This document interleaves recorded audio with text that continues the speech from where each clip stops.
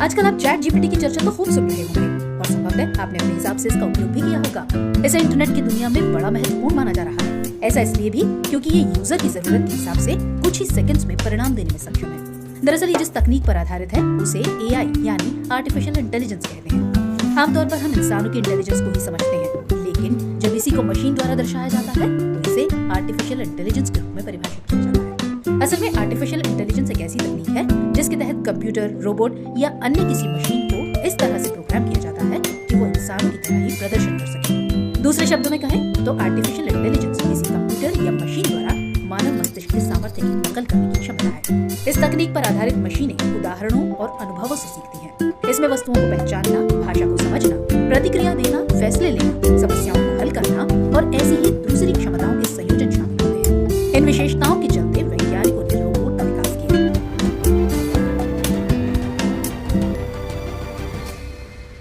शुरुआत में इन रोबोट्स को सीमित स्तर पर इंसानों के जैसे काम करने के लिए बनाया गया। ये उन जगहों में काम करने के लिए सक्षम होते हैं जहां आमतौर पर इंसान की जान जाने का खतरा रहता है या उसके लिए चुनौतीपूर्ण स्थिति होती है, और ऐसी जगहों में एक नाम युद्ध का आता है। इसलिए अब दुनिया के कई देश रोबोट आर्मी बनाने की दिशा में काम कर रहे हैं।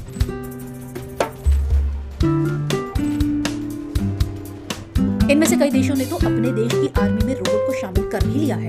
इसी वजह से दुनिया में रोबोट आर्मी को लेकर बहस छिड़ी हुई है। इस पर सवाल उठाए जा रहे हैं कि रोबोट आर्मी बनाना कितना सही है, इसके तैनाती से क्या क्या जोखिम हो सकते हैं, और मशीनों को इंसान की जान का फैसला लेने का हकदार बनाने पर भी कई सवाल हैं। क्या रोबोट आर्मी को बढ़ावा देना चाहिए या इसे भी रोक देना चाहिए? तो एक एक करके इन सवालों पर बात करेंगे, मगर सबसे पहले समझ लेते हैं कि वो कौन कौन से देश हैं जो अपनी आर्मी में रोबोट्स को इस्तेमाल कर रहे हैं।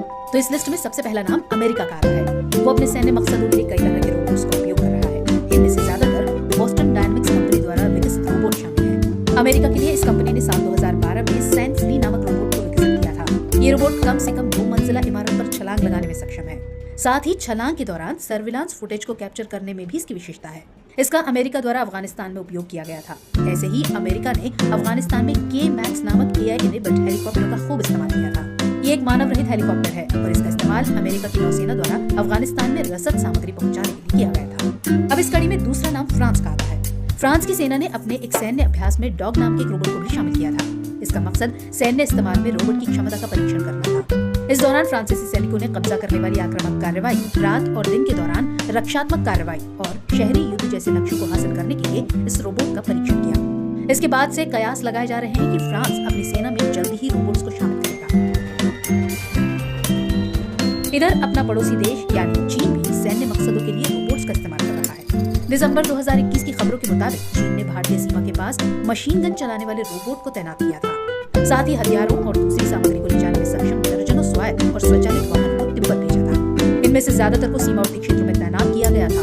ये वो क्षेत्र थे जहां चीनी और भारतीय सैनिकों के बीच भिड़ंत चल रही थी। ऐसे ही दिसंबर 2022 में खबर आई थी कि चीनी सेना ने शहरी युद्ध अभ्यास की एक श्रृंखला में ड्रोन और रोबोट का परीक्षण किया था। इन्हें जासूसी करने, युद्ध में मुकाबला करने और रसद सहायता कामों के लिए इनकी क्षमता को परखा गया था। वहीं बीते जनवरी महीने में भारतीय सेना ने अपनी सूची में हाईटेक उपकरण शामिल करने के लिए 100 रोबोटिक खच्चर और 48 जेट पैक सूट खरीदने के लिए टेंडर जारी किया था। जानकारी के मुताबिक इन रोबोटिक खच्चरों के दम पर सैनिक ज्यादा भार उठा सकेंगे, तो वहीं जेट पैक सूट्स की मदद से वो करीब 50 किलोमीटर की रफ्तार से दौड़ने में सक्षम होंगे। इसी तरह दुनिया के दूसरे देश भी अपने सैन्य उद्देश्यों की पूर्ति के लिए रोबोट्स का उपयोग कर रहे हैं। क्योंकि सैन्य मकसदों के लिए बनाए गए रोबोट के पास क्षमता होती है कि वो किसी इंसान की मदद या उसके निर्देश के बिना अपने लक्ष्य तय कर सकता है और जरूरत पड़ने पर कार्रवाई कर सकता है। ये किसी की जान लेने या न लेने का भी फैसला खुद ही कर सकता है। इसी वजह से दुनिया के कई लोग इस पर सवालिया निशान लगा रहे हैं। युद्ध के लिए उपयोग किए जाने वाले रोबोट्स को इन लोगों ने किलर रोबोट की संज्ञा दी है। इनके मुताबिक ऐसे रोबोट्स को सैन्य मोर्चे पर लगाना किसी विध्वंस को बुलावा देने जैसा होगा। क्योंकि इनमें से ज्यादातर स्वचालित और स्वायत्त होंगे, इसलिए ये डर हमेशा बना रहेगा कि रोबोट गलत फैसले ले सकते हैं। इसमें सबसे बड़ी चुनौती है कि ये कैसे सुनिश्चित होगा कि रोबोट किसे मारेगा और किसे नहीं, क्योंकि उसके लिए सभी मनुष्य समान होंगे। इसलिए ये ऐसे लोगों की भी जान ले सकता है जिनकी जान नहीं जानी चाहिए।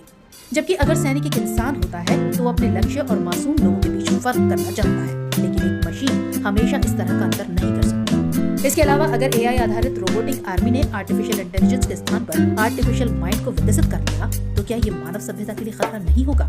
बावजूद इसके इतना तो तय है कि आज युद्ध में हिस्सा ले रही मशीनों की आगे भी भूमिका बनी रहेगी। जैसे परमाणु हथियारों के निर्माण से लेकर आज तक उन पर रोक लगाने और उन्हें खत्म करने की मांग होती रहती है, लेकिन वो अभी भी मौजूद है और दुनिया के कई देश आज भी परमाणु हथियारों का विकास कर रहे हैं। तो ऐसे ही इन रोबोट्स पर भी होने वाला है। लेकिन सवाल हमेशा बना रहेगा कि इस मशीनों की सीमाओं का निर्धारण किस हद तक होना चाहिए, इन्हें फैसला लेने के कितने अधिकार दिए जाएं। अब बारी है इस कार्यक्रम के रविवारीय विशेषांक दुनिया मेरे आगे की, जिसमें हम बात करेंगे दूसरी अहम अंतर्राष्ट्रीय खबरों की। बीते दिनों जर्मनी के चांसलर ओलाफ शॉल्ज ने यूक्रेन युद्ध पर रूस की आलोचना न करने वाले देशों पर जमकर निशाना साधा। उन्होंने एक भाषण में कहा कि दक्षिण अफ्रीका, वियतनाम और भारत जैसे देश यूक्रेन संकट पर रूस की आलोचना करने से झिझकते हैं, क्योंकि उन्हें लगता है कि अंतर्राष्ट्रीय सिद्धांतों को बराबरी से लागू नहीं किया जाता है। उन्होंने कहा कि जब वो इन देशों के नेताओं से बात करते हैं तो कई उनको ये भरोसा देते हैं कि वो अंतर्राष्ट्रीय व्यवस्था के मूलभूत सिद्धांतों पर सवाल नहीं उठा रहे हैं। उनकी चिंता ये है कि ये सिद्धांत समान रूप से लागू नहीं होते। द वर्ल्ड पॉलिसी फोरम कार्यक्रम में बोलते हुए ओलाफ शॉल्ज ने कहा, वो चाहते हैं कि बराबरी की शर्तों पर प्रतिनिधित्व हो और पश्चिम के दोहरे मापदंडों का अंत हो। उधर 19 मई को सऊदी अरब के जिद्दा में अरब लीग की बैठक हुई। इस बैठक में ओमान, फिलिस्तीन, मिस्र, लेबनान, यमन समेत सभी सदस्यों के प्रतिनिधियों ने हिस्सा लिया। इस बैठक की सबसे खास बात ये रही कि करीब 12 साल बाद सीरिया ने भी इसमें हिस्सा लिया। सीरिया के राष्ट्रपति बशर अल असद इसमें शामिल हुए। दरअसल सीरिया में लोकतंत्र समर्थकों पर दमन के बाद अरब लीग ने 2011 में सीरिया की सदस्यता खत्म कर दी थी, लेकिन इसी महीने सीरिया को अरब लीग में फिर से शामिल कर लिया गया है। सऊदी अरब समेत बाकी सदस्य देशों ने अब ये मान लिया है कि सत्ता पर असद की पकड़ काफी मजबूत हो गई है। आपको बता दें कि अरब लीग अरब देशों का क्षेत्रीय संगठन है। मार्च 1945 में मिस्र की राजधानी काहिरा में इसकी स्थापना हुई थी। सीरिया के आ जाने के बाद अरब लीग के सदस्यों की संख्या 23 हो गई है। हाल ही में IMF यानी अंतर्राष्ट्रीय मुद्रा कोष के कार्यकारी बोर्ड ने पश्चिमी अफ्रीकी देश घाना को आर्थिक संकट से निपटने के लिए $3 बिलियन के बेल आउट पैकेज को मंजूरी दी है। बढ़ती महंगाई और कर्जे के बोझ में डूबे घाना की सरकार ने बीते वर्ष जुलाई में ही बेल आउट पैकेज के लिए IMF के साथ बातचीत शुरू की थी। दरअसल बेल आउट पैकेज आमतौर पर संभावित दिवालियापन के खतरे का सामना कर रहे देशों को वित्तीय सहायता देने के लिए दिया जाता है। ये ऋण नकद या बॉन्ड के रूप में हो सकता है। इससे किसी भी देश की आर्थिक व्यवस्था पूरी तरह से ध्वस्त होने से बच जाती है। इस पैकेज के जरिए अर्थव्यवस्था को वापस पटरी पर लाने की कोशिश की जाती है।